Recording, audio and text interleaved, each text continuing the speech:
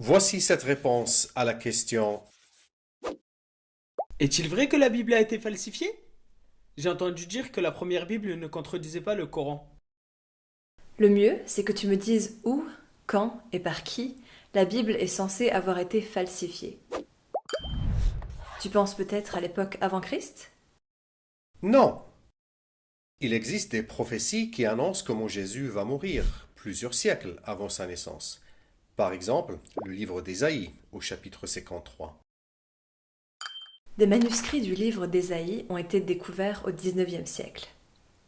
Ces manuscrits existaient déjà longtemps avant Jésus, et le texte est presque le même que celui de la Bible que nous tenons aujourd'hui entre les mains.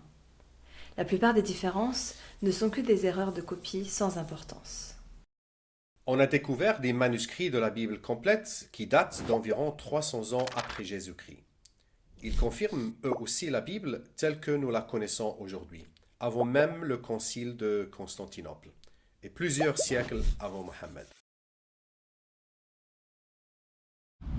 Les évangiles ont dû être falsifiés. Aucun prophète ne dirait qu'il est le Fils de Dieu. Mais il existe de nombreux témoins oculaires qui confirment les événements dans les évangiles. Beaucoup de ces témoins oculaires n'étaient pas des disciples de Jésus. Même dans le Coran, Allah exhorte les musulmans à questionner les juifs et les chrétiens à propos de leurs écritures. Allah ne les renverrait tout de même pas vers un livre falsifié. Le Coran parle beaucoup plus d'une interprétation falsifiée, pas d'un texte falsifié. Et comment un Dieu tout-puissant pourrait-il permettre une telle chose? Imagine qu'un voleur entre dans une maison, vole quelque chose et mette quelque chose d'autre à la place, et que le propriétaire le regarde sans rien faire. Notre Dieu agirait-il de cette manière? Non. Dieu empêcherait le vol et punirait le voleur.